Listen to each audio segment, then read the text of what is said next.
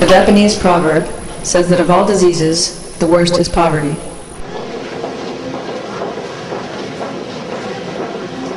How is it that people become bums and homeless? Where is the point at which it all begins? We decided to speak to some of them, although not all agreed to be interviewed. Who are these creatures who so resemble humans? But even a casual glance is enough to understand that these people are gradually losing or have already lost any resemblance to the human image. They are living outside the realm of civilization. How does it happen that this occurs? That people suddenly become tramps, bums, and homeless?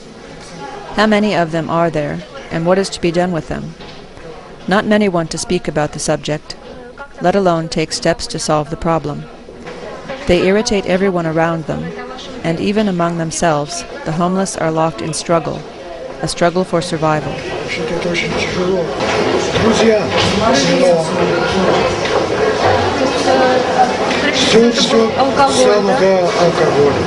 Мы не работали после армии. Почему работал? Работали. И до сих пор работаю. А где вы работаете? Ну, где-то погружу, где разгружу. Ну, где как придется. То есть у вас пенсия какая-то есть или помощь? Нет, ничего нет. Никто не помогает? Вообще никто. Это я сам. Бутылочки, баночки. Если тебе... Ну и сколько вот в день там удается, так сказать, заработать или подсобирать, ну приблизительно? Ну, приблизительно. Это смешно, конечно. Бутылки 2. Я так вот. Не, а вот по деньгам как-то вот в день, вот если это можно назвать заработком, ну вот. Ну, рублей 100. А легко вот так подойти, взять бутылку, говорят, вот зоны как-то разделены. Бывает. Бывает. Но это только в Москве. В Москве? У нас нет? Здесь нет. Здесь, если бутылку нашел, это твоя. Скажите, а где вы живете? А где придется? Где придется? То есть у вас нет постоянного места жительства? Раньше не было. А вы из Ленинграда, из Петербурга или? Нет. Как вы думаете, а сколько бомжей у нас в городе? Ой, Ну так, тоже на вскидку. много. Я думаю, что она очень, я даже не могу сказать, очень много. Много, да? Да. И не только бомжи. И не только бомжи. Есть такие люди, которые бродяги, которые обувают, приезжают с не русских, с остальных. В общем, сейчас весь город заполонил не русские, в общем, половина. Где никуда не коснись, везде не русские. А русский человек на земле лежит. И тяжело ему помочь. И его все охают, оплевывают и так далее. Скажите, вас не оскорбляет слово бомж, если вас так называют? Нет. А что вы вкладываете в это понятие? А что я вкладываю? Это потому что бомж это безместное право прописки. Что это за оскорбительное? Даже если милиция меня подходит, спрашивает ваши документы, я сразу говорю бомж. А в милицию часто попадаете? Бывает, иногда попадаю, ну ничего нет. Они проверят документы. Ну, иногда. А у вас документы все-таки есть какие-то, да? То есть... Нет. Нет. Они проверят просто, ну, вот так вот, фамилии, поэтому, ну, по башке дадут иногда. Скажите, а вы хотели бы как-то поменять свою жизнь? Вот? Очень. А как вы это себе представляете? Как бы вы или извне, или вы сами? Кто должен вот это, так сказать, проделать? Или сам Я бы хотел бы, я бы сам, но для меня мне это очень трудно. Я уже пробовал, старался. Мой нame Вера. Вера. Хорошо. Откуда вы, Вера? Из Петербурга? Ну, в принципе, из Ленинграда. Из Ленинграда. Да, очень рада этому, кстати, очень рада. Коренная ленинградка. Да, на Васильевском родилась. Да, скажите, а где вы учились? Училась я в школе, как сейчас помню. Называлась эта школа номер 260. 260. Угол Ленинца Садовой, и там кинотеатр «Рекорд», бывший ударник. Назывался когда-то ударник этот «Рекорд» кинотеатр, да.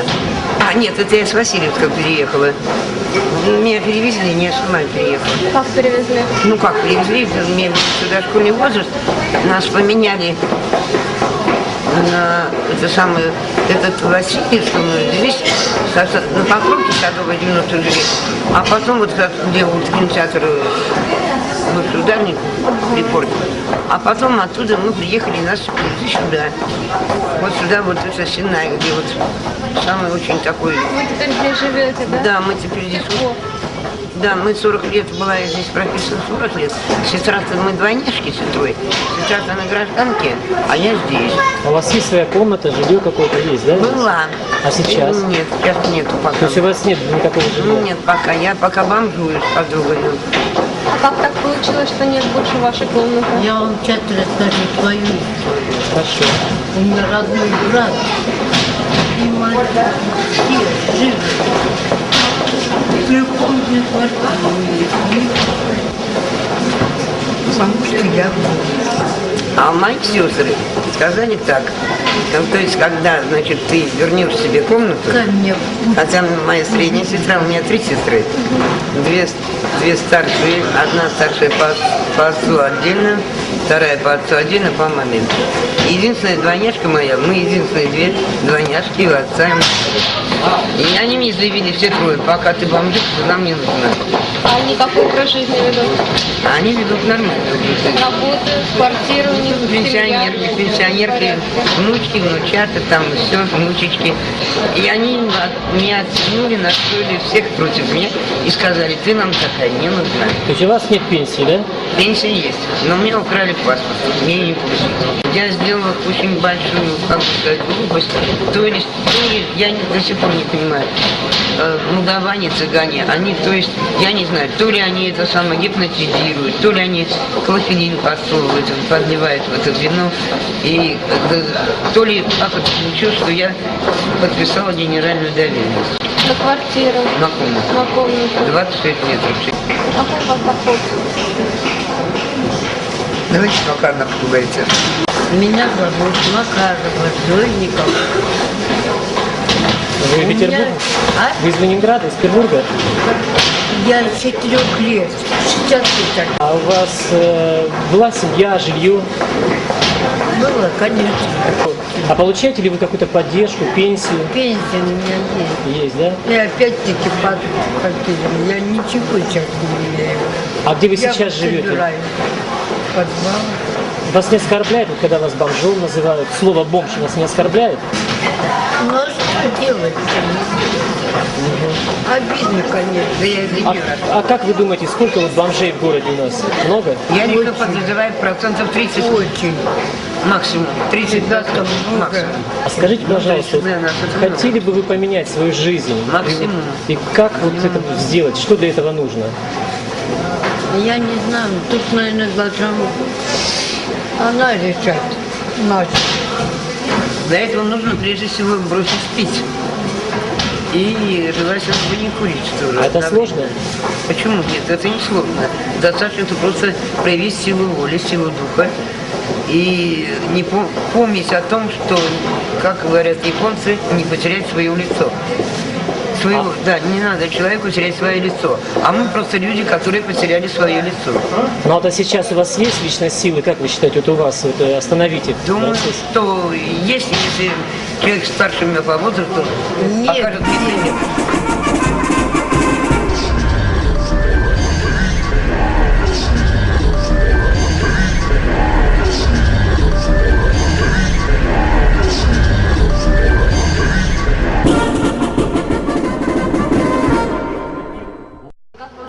In Russian they are called bomj, an abbreviation for a homeless person.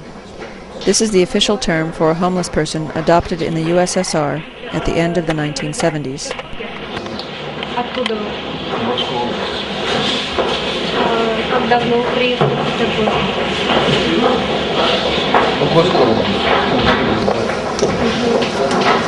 Скажите, а где вы учились? закончили школу? Да, школу закончил, я заканчивал ее в тюрьме. Что? В тюрьме заканчивал. В тюрьме? А что случилось? Почему? Как вы оказались в тюрьме? Кража. Скажите, а где вы живете сейчас? Квартира, комната? Нет, в подвалах что-то так. В данный момент живу на чердаке. Ну, на чердачной площадке. Скажите, а есть у вас родственники? Я иду. Вы получаете поддержку, пенсию какую-то от кого-то? Получаю. Я зарегистрирован на слежке. Ага. Там дают одежду, там покушать дают, сухие пайки выдают. Ага. А вот помимо вот того, вы все-таки как-то просите деньги или что-то вот в метро? Такое Я происходит? не прошу. Нет, да? Мне все это не позволяет. Я бутылки, банки собираю. А бутылки вы собираете? А сколько вот в день удается заработать приблизительно? Ну, рублей 70 дают. Рублей 70, да? Вас не оскорбляют, что вас бомж называют? Ну, вас или... А сколько вы думаете бомжей в нашем городе? Ну так, приблизительно. Ну, много. Вот поменять свою жизнь, и что, на ваш взгляд, для этого нужно? Мне знаете, что нужно? Мне нужна комната. И все. И нужна работа. Ну, у вас есть профессия какая-то? Вот чем вы... Есть у меня профессия. Как? Слесарь механик. Слесарь сантехник. А вы долго были в тюрьме? Долго вы сидели? 4 года и 3 месяца. Там плохо? Ну, а в тюрьме даже бывает хорошо. А как вас зовут? Владимир, Владимир. А вы в Петербурге родились, в Ленинграде? в Ленинградской области. Ага. А как вы оказались в таком положении? У вас была семья? У меня была семья, у меня Жилье? была квартира, была машина. А где все это? Всего этого больше ничего нет. Вы не подумайте, что я что-то продал. Просто у меня хорошая жена попала. А что с женой? Я когда попал в аварию, я лежал год по больницам, валялся. Вот, она за это время продала квартиру, себе купила однокомнатную квартиру, а дочери купила машину на свадьбу. А я остался безо всего. А сейчас где вы живете? Вот. На чердаке.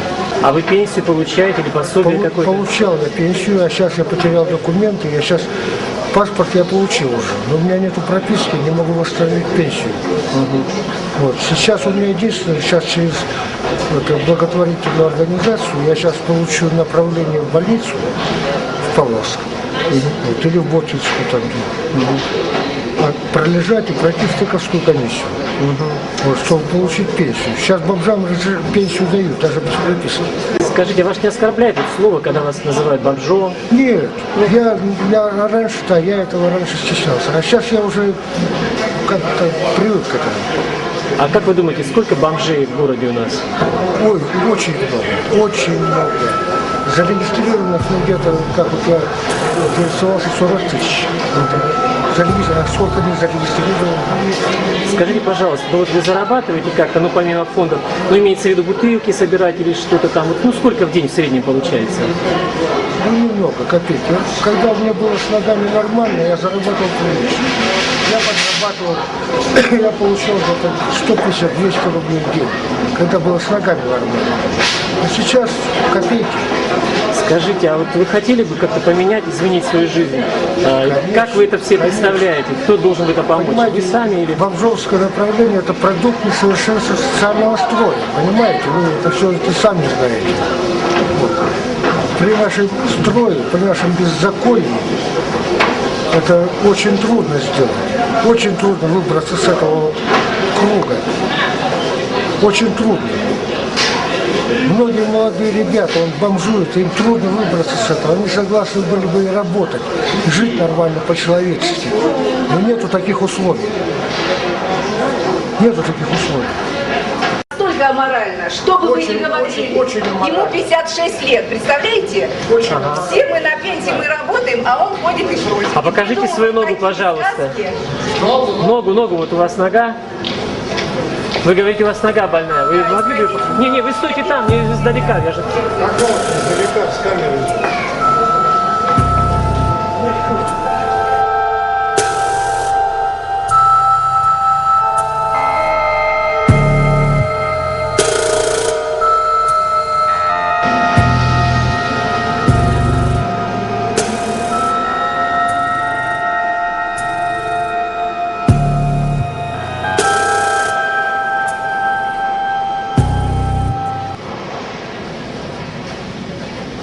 During the day, they live in railway stations, near churches, in the metro, in all public places that are warm, where they won't be kicked out, and there's a chance that if you compel people to feel pity for you, someone may succumb and give you a little money or food. At night they wander off in all directions, into attics, cellars, abandoned buildings.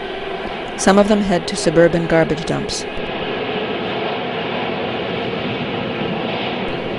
These people want to have a home of their own, to get a house, a job, have a normal family life, like everyone else. Or at least they talk about it, and sometimes think about such things. But in the end, they fail.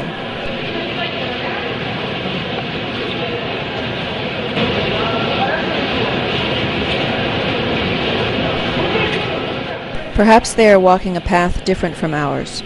What is it? Lack of intelligence? A character flaw? Or failing to follow the rules? The rule that everyone in the human community must have a life's goal.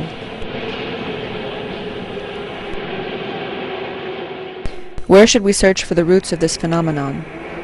In imperfect social relations? Imperfect social structure? Or is it a purely individual question, a function of instinct, self-defense, self-preservation? According to official data, by the beginning of 2005, there were 400,000 bums registered in Russia. In Moscow there were 54,000, and in St. Petersburg there were more than 30,000. It is rumored that in Manhattan alone there are more than 15,000 homeless.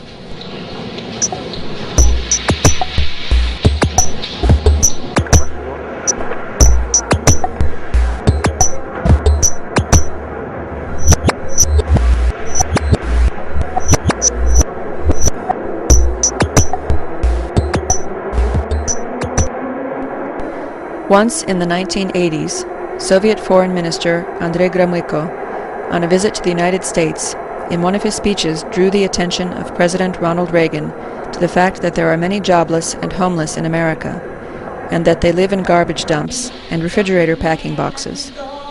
Reagan replied that America is a free country, a country of free choice, and every citizen of the United States has a choice to go and find a job, to make money, and to provide for himself and his family.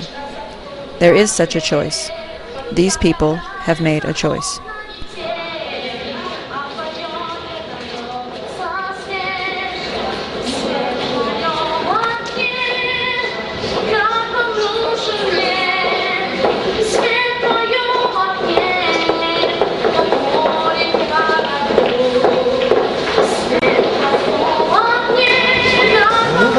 Как тебя зовут? Вера. А сколько тебе лет? 12. А ты где живешь или учишься? Ну расскажи себе чуть-чуть. На Пионерской? У тебя дом есть? Да. А вот почему ты на улице как-то вот в основном? Ты в школе учишься или учишься? В каком классе? В 6. В 6. А что ты вот в метро делаешь в это время? Я не слышу. Я и не ухожу. Ты не успеешь? Да. А зачем? Нравится. Нравится? А родители у тебя есть? Мама, папа, семья? Нет. Нет, а с кем же ты живешь дома? Бабушка. А что с родителями случилось?